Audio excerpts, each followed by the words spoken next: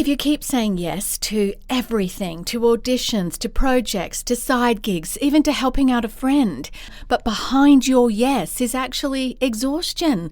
What if the cure for your burnout or lack of time for your art or actual creation of that thing you've been trying to make for so long isn't actually hustling harder and saying yes to every opportunity, but learning to say yes differently? Welcome to the Healthy, Wealthy, Wise Artist podcast, where artists of all kinds come to fuel their passion, sharpen their skills, and thrive in their creative lives.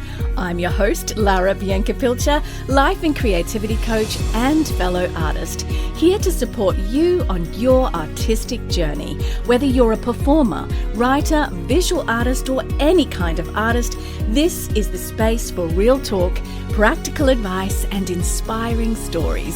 Subscribe and join us each week for more inspiration and actionable insights to fuel your artistry. Let's dive in and get inspired.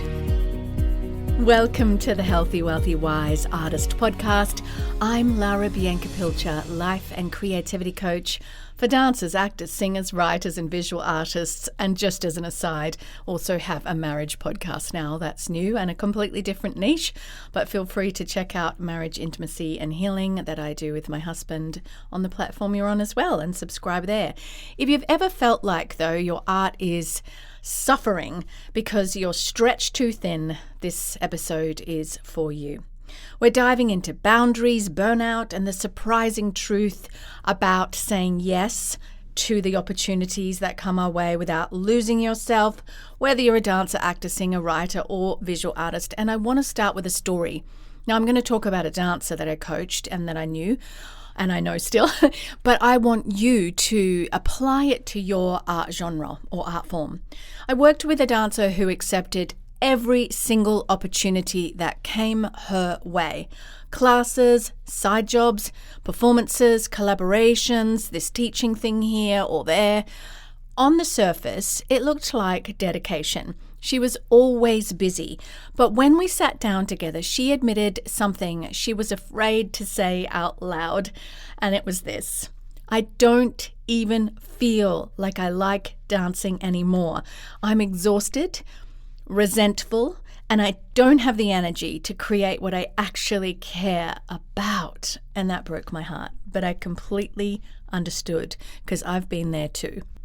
Quite often as artists, we buy into a lie that we need to do everything and we need to do it for low pay. And if we don't, we won't get the momentum. And while there's a partial truth to showing up and saying yes to things, the hard truth is that as artists, we're told from the beginning to say yes to everything. Say yes to auditions, yes to unpaid gigs, yes to collaborations, yes to favors. We're told that opportunity only knocks once. So if we don't say yes, we might miss our shot. If we don't go to that audition or apply for that thing, we might miss our shot. What if it's the one? But the trap in that kind of thinking is that if you say yes to everything, you're actually saying no to the things that matter most. And that's where burnout starts to creep in. Because for everything in life that we say yes to, we're actually subconsciously saying no to something else time-wise. You may be it could be in your church, it could be in your school, it could be in your university, it could be in your friendship circle. This can look like a lot of different things. Psychology tells us that decision fatigue is real. Every choice, even small ones, costs your brain energy. When your life is filled with endless yeses, your mental and emotional capacity gets drained long before you step into the studio or onto the stage or in front of the page that you might be writing on or creating visual art on. Research on boundaries actually shows that when we fail to set them, we experience higher stress, more resentment, and ironically, less creativity. So saying yes without intention doesn't make you committed.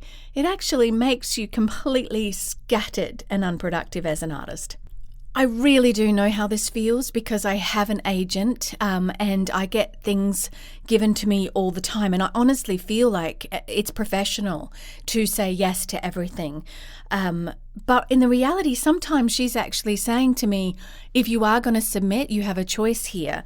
And for the majority, I do. And I believe it is professional. But when it's kind of a more general call or a general casting, and it might take you, say, 6 hours, 4 hours or whatever to prep for that, it's kind of like, well, what if I was applying for the jobs I really want in that time? And there's always this balance, and it's not easy to navigate. So I share that for you to take it and kind of sift through for your own circumstances. So what does it look like to say yes differently? And I use a simple framework with myself, sometimes with clients, 3 filters every artist can apply to their life in any art genre before saying yes. And here they are. Number 1, alignment. Does this align with who you are as an artist? If the opportunity pushes you further from your creative identity, it's probably a no. Number 2, capacity. Do you realistically have the time and energy for this right now in this season? Not just in your schedule, but in your emotional bandwidth. And I looked at this recently because I have this strong artist niche and I've always been an artist, but I've been majorly burdened to help marriages and relationships. Completely different niche, a whole nother set of work. And I only a couple of weeks ago launched Marriage, Intimacy and Healing because creativity, like I say, is a mansion and has many rooms. And my husband and I are doing that together. And I had to actually look very carefully in the planning and the prep for that in, do I have the capacity for this? And what would it look like to show up like this? And how can I do it within the capacity that I have in my week? Which means that particular niche and podcast and area, I'm actually in the process of setting up a not-for-profit on it. That actually looks completely differently because I've thought about my bandwidth and what I can actually do time-wise without missing out on anything I'm doing here with artists. And number 3 is return. What's the return on this yes? Does it build your artistry? Does it deepen your craft? Does it expand your connections or grow your career in a meaningful, beautiful way that aligns with where you want to go? Or is it just busy work that looks impressive but leaves you empty? For example, showing up every day, posting and creating content online, but not actually knowing what the purpose of it is or not getting the results for that. Are you getting a return on those yeses for your time?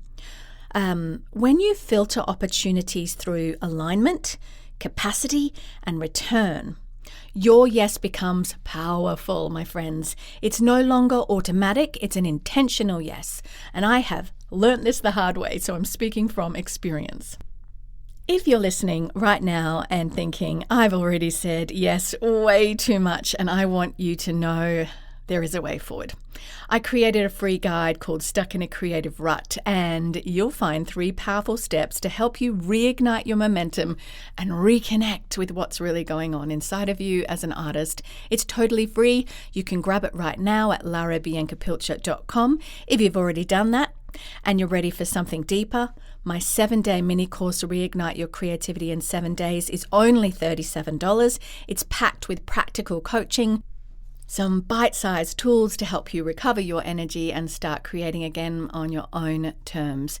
And I love it. I do lots of little mini lessons in it that you can do over 7 days. Right, back to our theme. The reality is this. Saying no doesn't make you less of an artist. It actually makes you a stronger one. It's the opposite to what a lot of us subconsciously believe. The myth is that saying yes to everything proves that you're dedicated. But the truth is that protecting your yes protects your art. A lot of the things I said yes to many years ago, I look back, I'm talking 10 to 20 years, I'm looking back and going, did it actually get me anywhere? Did it actually give me the fruit in my life? And I can see that it didn't so often. And then there's other areas that did. So this is something to do some work in yourself on. Protecting your yeses protects your arts. Every legendary artist you admire has had to learn this. They've said no to opportunities, distractions, even good things, so they can pour themselves fully into the right things. And you can too. Don't go through life scattering your time everywhere, casting your pearls before swines. The right yes doesn't drain you, it fuels you. So, this week for your Creative Spark Challenge, I want you to try something simple. Before you say yes, pause and ask yourself 3 questions. 1, does this align? 2, do I have capacity? 3, what's the return? Choose one yes this week that feels true for you and notice how it feels different when you use these steps. Thank you for tuning in to Healthy, Wealthy, Wise Artist. I would love you to share this with another artist or creative person that you know. In this episode, we've unpacked why boundaries aren't just about saying no, they're about protecting your most important yeses. Don't forget to grab that free guide stuck in a creative rut at larabiancapilcher.com. It's waiting for you right there. And if today's episode helped you, make sure you're following the show so you don't miss next week's episode. So subscribe on the platform you're on right now. And until our next episode together, keep choosing the yeses that matter and keep creating from a place of wholeness.